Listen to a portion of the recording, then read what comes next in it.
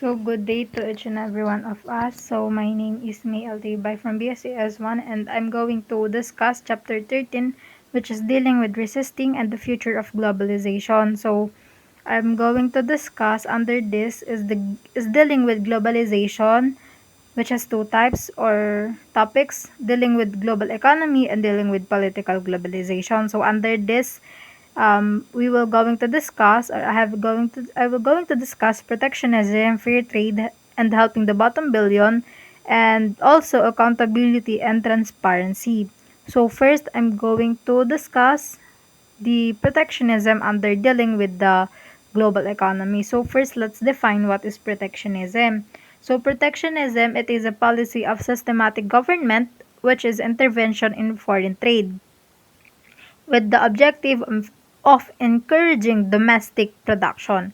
So giving preferential treatment to domestic producers and discriminating against foreign competitors. So yung sinasabi lang dito na yung protectionism is like in-encourage niya yung domestic production lang within dun lang sa kanilang country. So parang iniiwasan nila yung magkaroon sila ng foreign competitors. Kumbaga wala silang allies um na nasa ibang bansa or outside their country. So sinasabi din dito na yung protectionism nga is encouraging or this encouragement involves giving preferential treatment, yun nga, sa domestic producers.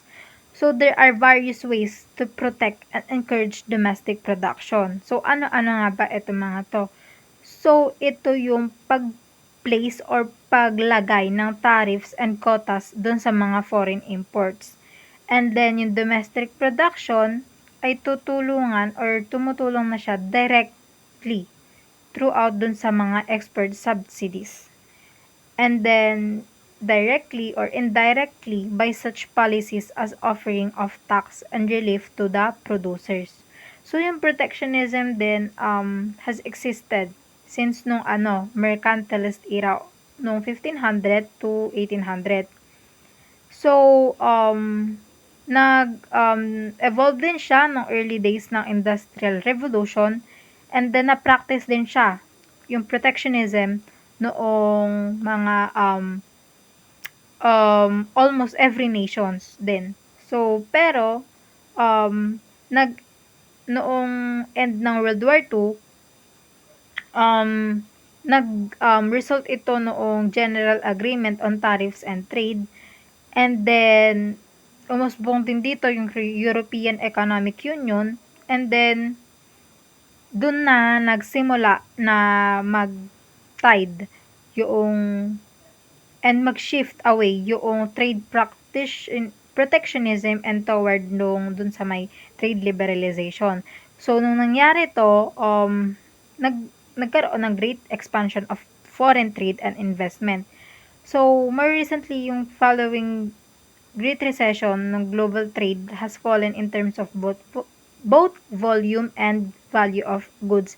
So, parang tong protectionism nga is malaki yung naging impluensya nito dun sa mismong country or no specific country lang na iyon. Kunyari, sa US, so US lang yung pinaprotektahan nito or like naka-base lang siya or naka-focus lang siya dun sa mismong country na yon, not outside nung country na yon. And then the next one is meron tayong mga key points sa protectionism. So according dun sa ating textbook na sinasabi na protectionism did not work but it continued accused to many nations such as United States, China, and Japan in economic sector. So ano nga bang economic sector na ito? Ito yung agriculture.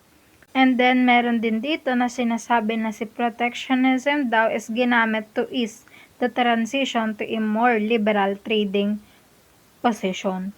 So, according sa textbook, sinabi kasi doon or naka-state doon na si Smith daw is nag-argue na it was legitimate to protect a nation's import defense industries. So, to impose a tax on foreign imports to retaliate against a country imposing a tax on one's own exports. And to use protectionism, yun nga, to ease the transition to more liberal trading position. Kaya merong protectionism, kaya nag-evolve si protectionism or yung protectionist policy is yun nga, nargue ni Smith based sa sinabi ko kanina. And then, sinabi din dito na yung other reason kaya nag-emerge yung legitimate protectionism is because assisting in the birth of new industries. Katulad na lang yung nasa European Union na did not or did in the case of Airbus. So protecting such new industries as they develop and more generally protecting new economies. So in spite of this and other rationales, there was given the ascendancy of neoliberal economics, a decline in both belief and the practice of trade protectionism.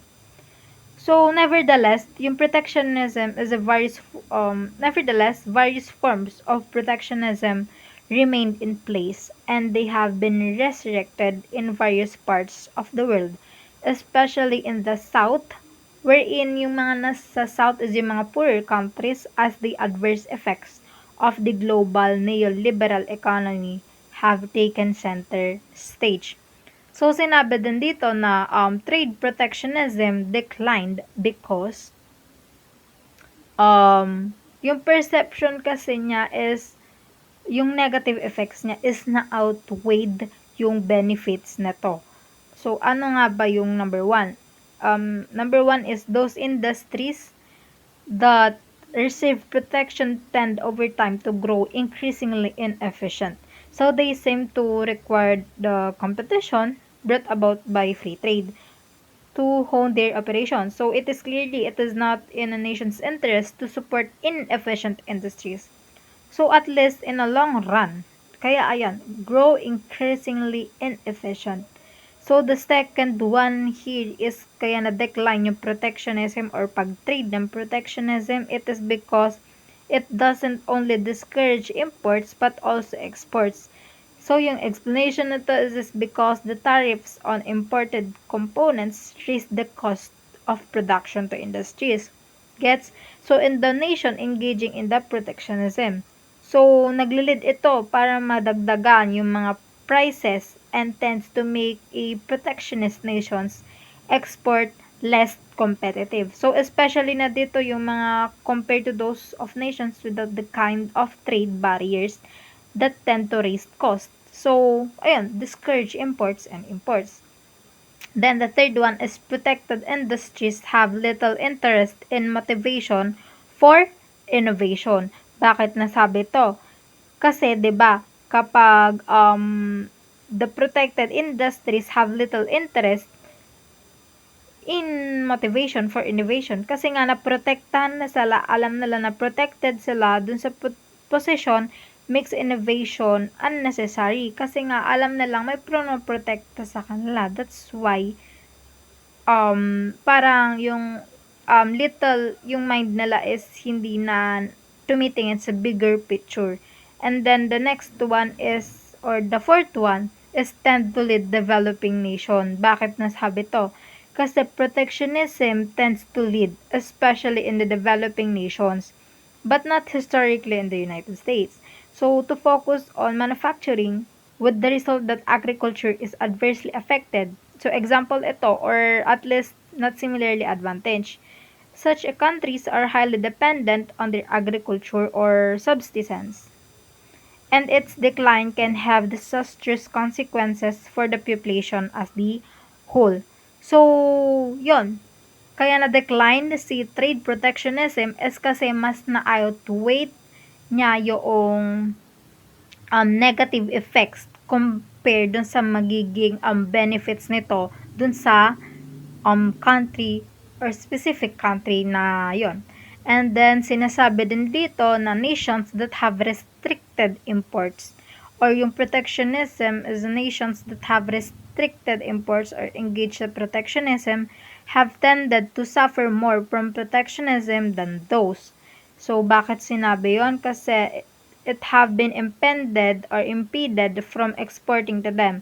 Thus, the United States, for example, would gain more from eliminating its protective agricultural policies that would those nations that wish to export their products on its. So, ano nga ba yung protectionism in simple word? Um, ito yung na-restrict yung pag-import niya. So, ayun, yung pag-engage mo sa protectionism, meaning to say, mara-restrict yung pag-i-import mo. So, ang magkalabasan nito, ang tendency nito is magsasuffer sila more. More. And then, sinabi din dito na trade liberalization didn't offer the benefits it was supposed to. Bakit na sabi yon?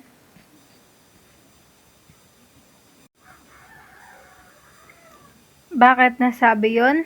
Kasi nga 'di ba, disproportionately help the developed rather than the less developed nation. So parang mas nabigyan ng benefits yung mga rich country, yung mga core countries compared dun sa mga countries within na nasa south or which is yung mga nasa periphery and or yung mga poorer.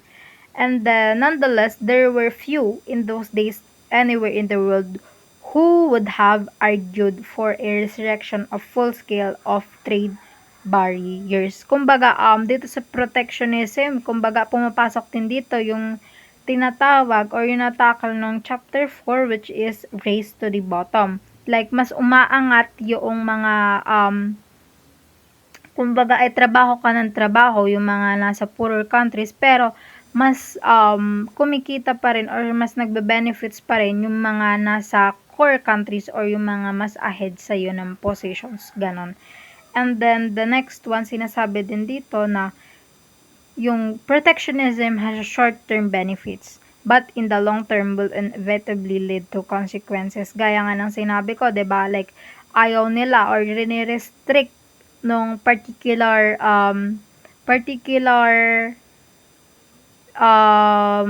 country na yon na mag-restrict ng import. So, ayun, nasa-suffer sila kasi nga walang mga allies or hindi sila nag-grow kasi nga 'di ba nagfo-focus lang sila sa country nila, hindi nila pinapakialaman or wala silang pake dun sa kabilang nations or sa ibang mga nations kaya walang grow na nangyayari, walang competition na nangyayari. Kaya ayun, and then sinasabi din dito na protectionism is a barrier, ward of the worst negative flows. Kasi nga 'di ba rini-restrict yung imports hindi naman mabubuhay or hindi walang grow, walang benefits, walang mangyayaring grow doon sa economy mo kapag rinistrict yung imports kasi napakahalaga yung pag-import kasi doon din kumikita or nagkakaroon like nag-grow yung country mo economically. Kaya ayun sinasabi na protectionism is a barrier ward of worst negative flows. So yung isa sa mga taong sumuport doon sa may protectionism is si former President of the United States which is si Donald Trump na sinabi niya doon promoted an America first. So yung trade policy as he was running for president and suggested that the United States pull out of. So yung NAFTA or North America Free Trade Agreement, um, si Trump has left the Trans-Pacific Partnership or yung TPP and nagbigan siya para mag-add ng mga tariff doon sa mga certain imports lang. Example is nung aluminum and steel. And si Trump, tinarget niya yung China in particular, tapos nag-propose siya ng $60 billion in annual tariffs on variety of Chinese products para dun yung mga Chinese people lang is yung mga kinukuha niyang mga people or yung mga manggagawa or sino man makikinabang is yung mga American citizen lang. And then this raises the possibility of a trade war, 'di ba? Which could significantly reduce flows of global trade. And whatever happens, the increased use of protectionism fits with the general orientation because protectionism is a barrier nga, word of the words. effects of the negative laws. Then next is dealing with the global economy, fair trade. So let's define what is fair trade.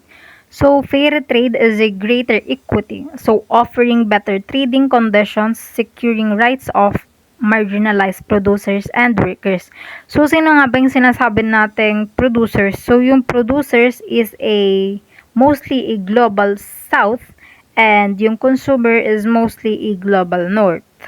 So it provides workers with better working conditions, higher pay, increased community development, and more sustainable environment practices. So, sinasabi din na trading partnership based on dialogue, transparency, and respect that seeks greater equity in international trade. So, si fair trade kasi is nagko-contribute siya ng sustainable development and nag-offer din siya ng better trading sa mga conditions.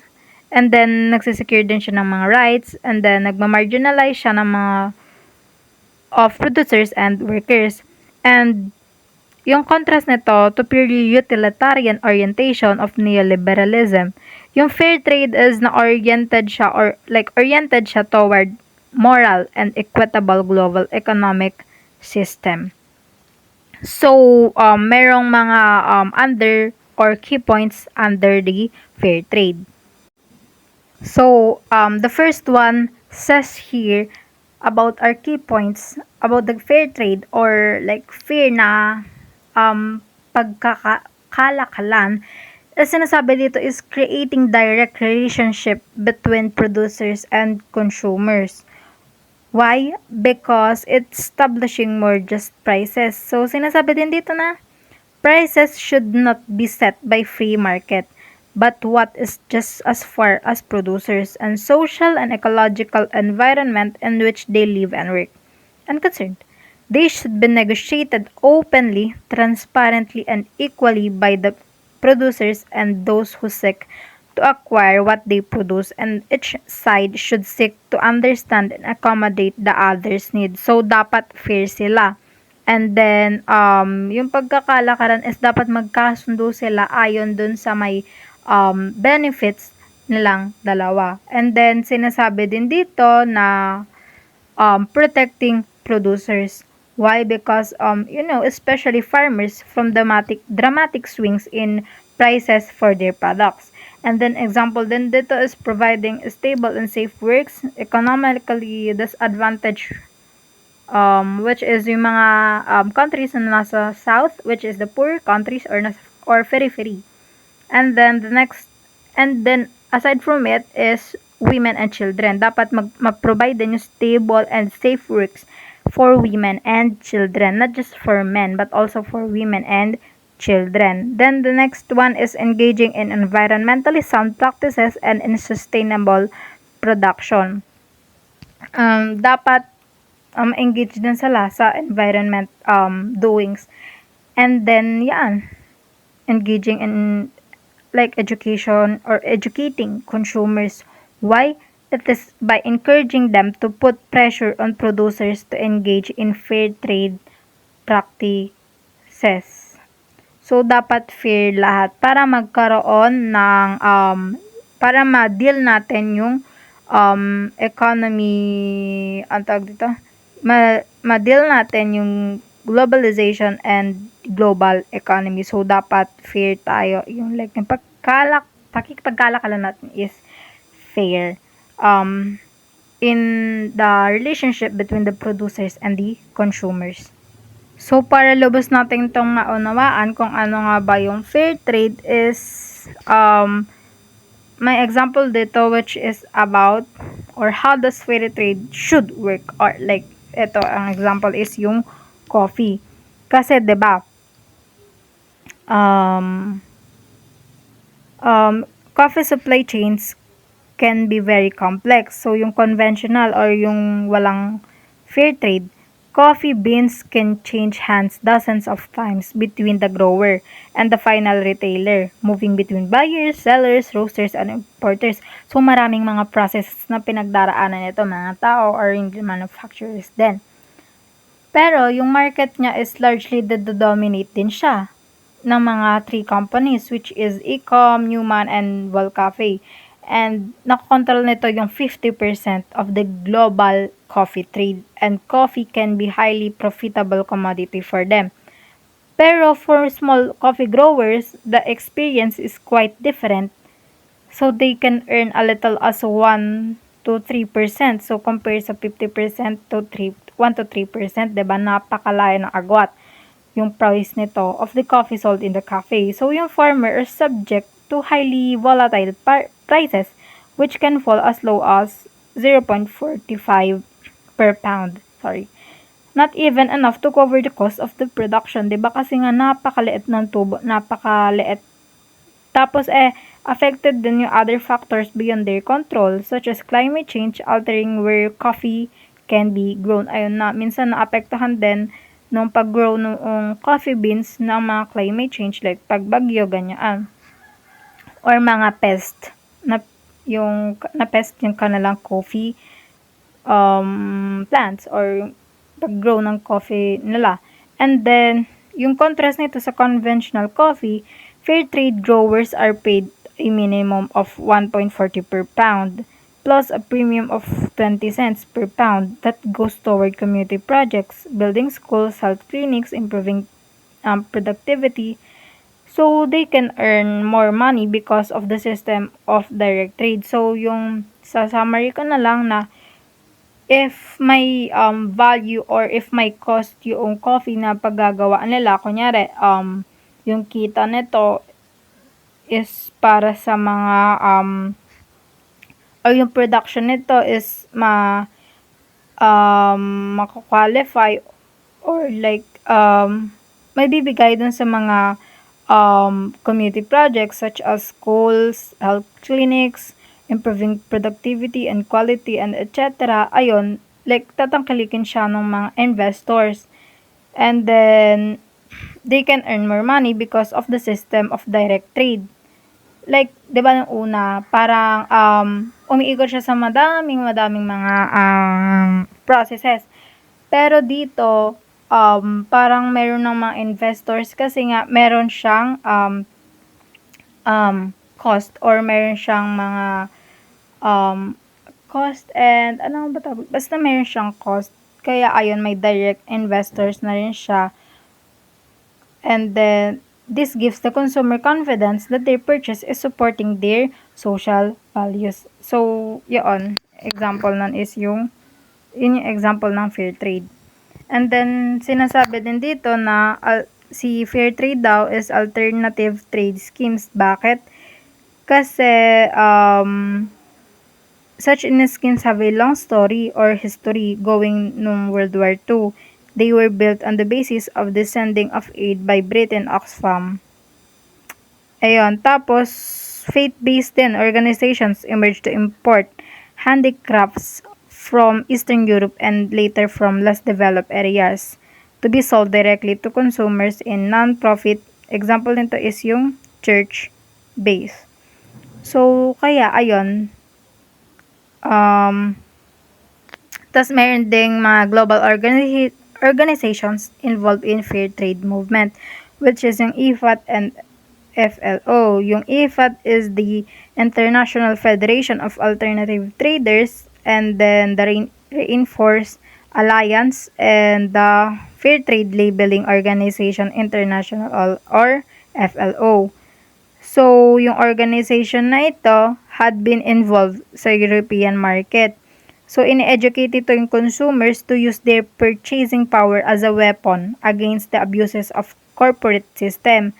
So, the certificate or the certification of fair trade practices via guaranteed superior world price. So, includes the demands of representative associations of producers or workers to monitor labor conditions, protect worker rights, prohibit child and forced labor, promote safe and healthy working conditions, and sustain communities and environment. So, ayun, 'di ba? Dun sa una nga example about sa coffee is ang daming mga processes pero ang baba pa rin nung no kita nila. Like ayun nga, ang daming mga hindrances, ang daming mga, ang daming mga ang daming mga factors beyond ng control such as climate change nga and altering where coffee can be grown. Compare mo dun sa meron kang mga carpet, ganoon. Like, wala yung fear doon kasi nga, meron kang carpet. So, para naiipit dito, mostly yung mga producer natin na walang gaano kakilala in terms of dun sa may production system or like pagbili ng mas maayos na profit or halaga. Kaya ayun. So, dapat may fair trade tayo para ma-deal natin yung economic, yung global economy natin in terms sa pagdealing with globalization.